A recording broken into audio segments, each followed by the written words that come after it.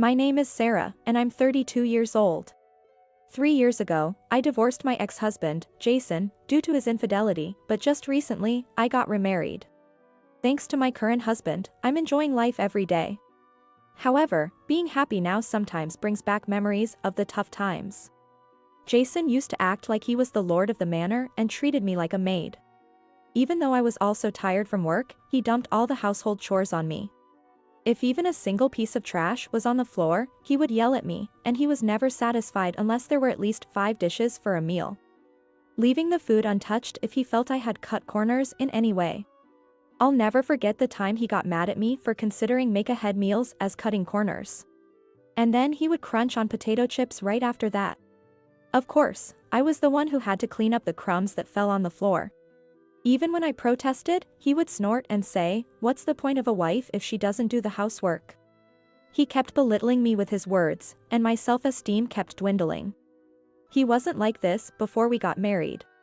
Just when I was fed up with this daily life, Jason asked for a divorce. The reason was his affair. He wouldn't tell me who the affair partner was, and I didn't care to know. I was just that exhausted. "Fine. I will divorce you," I said. After agreeing to the divorce, I ended our short 2-year marriage. Come to think of it, I wonder how Nancy is doing. I paused my packing and muttered to myself. Nancy has been my best friend since high school. After the divorce, she listened to me and encouraged me a lot. I should invite Nancy for coffee once I've moved. I've been so busy, I haven't even told her about my remarriage. Since I moved right when I got married due to my husband's job, only my close relatives know about my remarriage. I owe a lot to Nancy, so I must tell her properly. I should focus on the happy moments, not the tough ones. With a change in my mood, I hummed a tune and started packing my belongings again. 2 months after moving in, I was enjoying coffee while browsing through a magazine. Now that I had settled into my new job and gotten used to the area, I started thinking about meeting Nancy for real. Just looking for recommended restaurants and cafes was fun. I need to get in touch with her and check our schedules. It had been a while since we last met, and I was feeling a bit nervous. As I reached for my phone to text Nancy, the intercom rang through the quiet room. Since I had just moved in and didn't know many people, I thought it might be a solicitor, but when I checked, it was a police officer standing there. Could there have been some incident? I wondered, but I answered the door. "A man has reported several instances of stalking by you. Do you know anything about this?"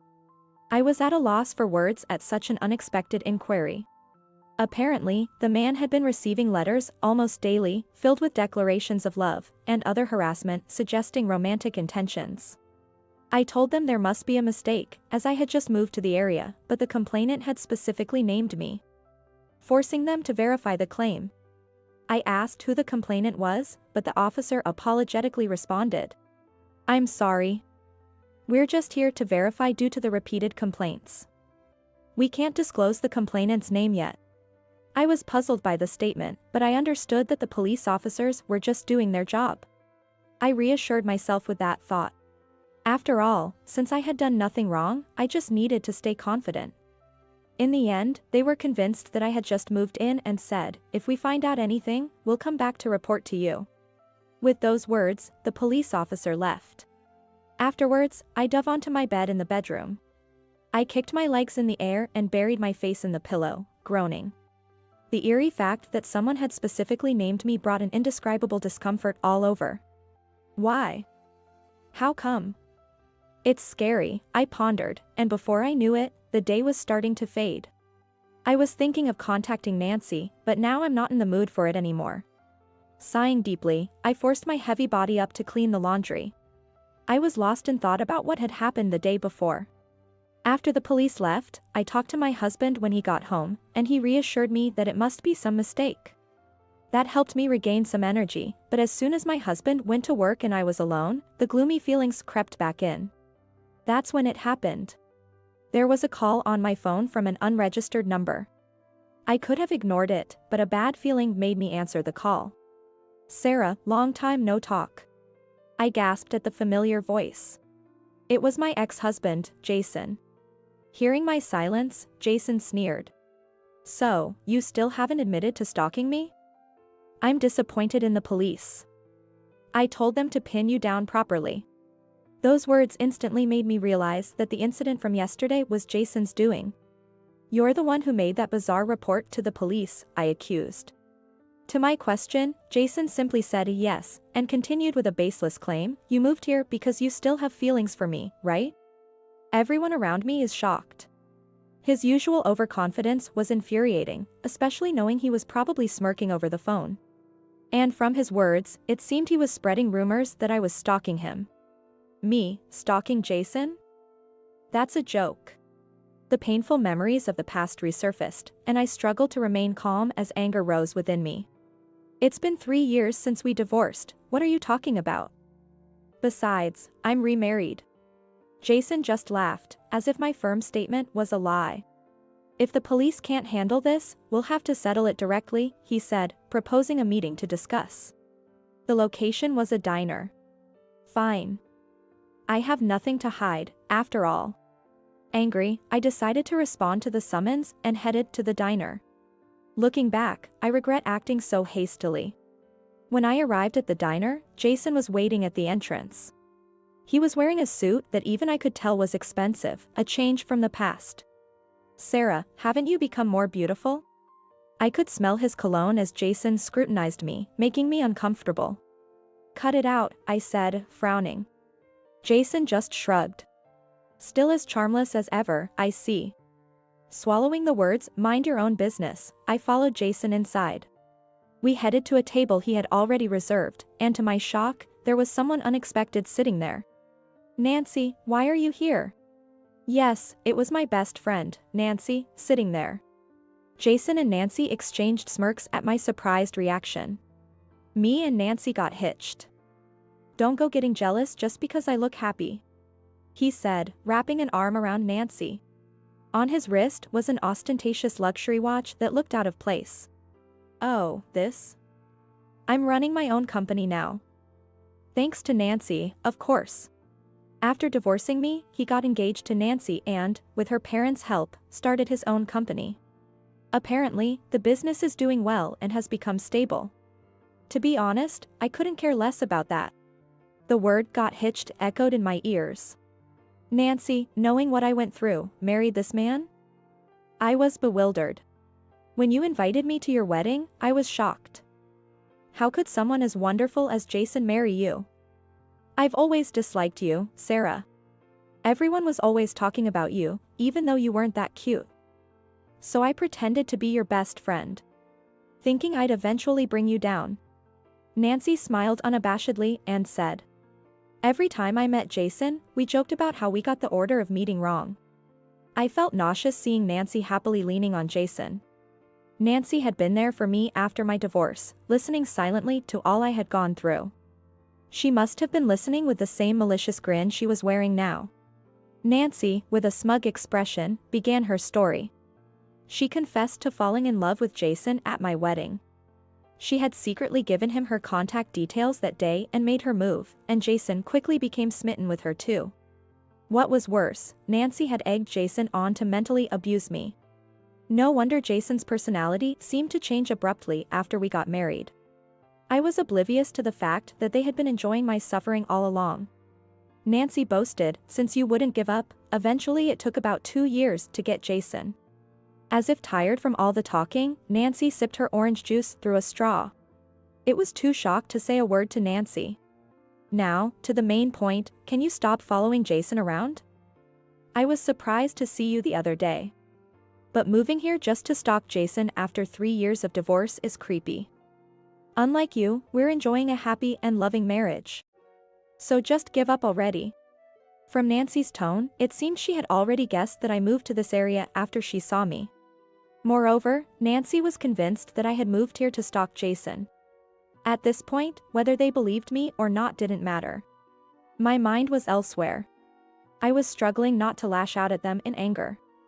I'm not stalking anyone, and I have no interest in such a man, I stated firmly and stood up from my seat. Nancy's laughter followed me, but I didn't look back. Nearly 2 months later, I received a call from Jason. Expecting this, I answered the phone. Jason sounded panicked, and I couldn't help but smirk. There was no need to ask, did something happen? It seems you were indeed a victim of stalking, but the perpetrator wasn't me, it was your current affair partner. Turns out, Jason, true to form, had cheated on Nancy as well. His casual fling had made the affair partner turn into a stalker. This was the truth. Jason, flustered by my words, explained the situation, mixing in excuses. It turns out Jason knew all along that the stalking was the work of his affair partner. However, if Nancy found out and it led to a divorce, he would lose the support of her parents. Hearing Nancy talk about me moving to this area, he saw an opportunity to divert her attention by framing me as the stalker. Apparently, it was Nancy's idea to specifically name me in the police report and to summon me to the diner, and Jason felt he couldn't refuse. Layering lies upon lies, typical Jason ended up in this mess. I shouldn't have treated you like a stalker. But there was no need for this. Jason cried out in anguish over the phone. He was in the midst of chaos. I could hear banging on a door and a woman's voice, likely Nancy's, in the background. Given the situation, he must be barricaded in his own room.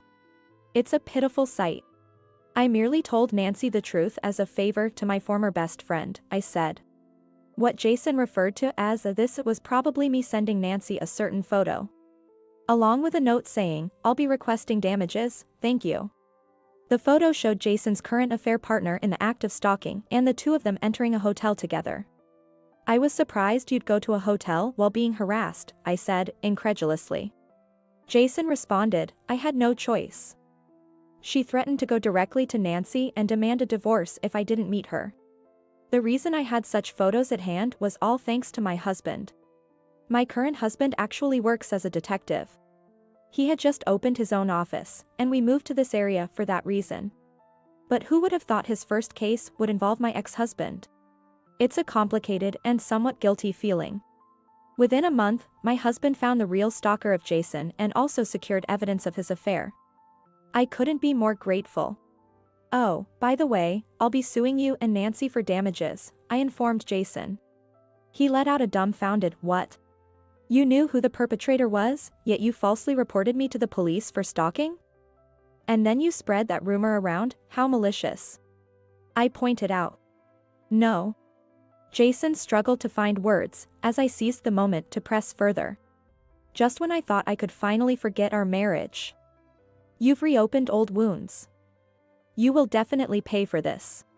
After hearing his pathetic sobbing, a loud commotion and a woman's angry shout came through the phone. It seemed Nancy had broken down the door to enter the room. I could faintly hear her accusing him of whispering to someone, and then the voice on the phone switched to Nancy's. It appeared she had snatched the phone from him. Who are you, some stalker woman? She demanded. No, it's Sarah, I corrected. Upon realizing he was talking to me, Nancy's tone didn't calm down as one might expect. Instead, she continued to rant emotionally. It seemed she was furious about the damages demanded by me. Why should I pay damages now of all times? She fumed.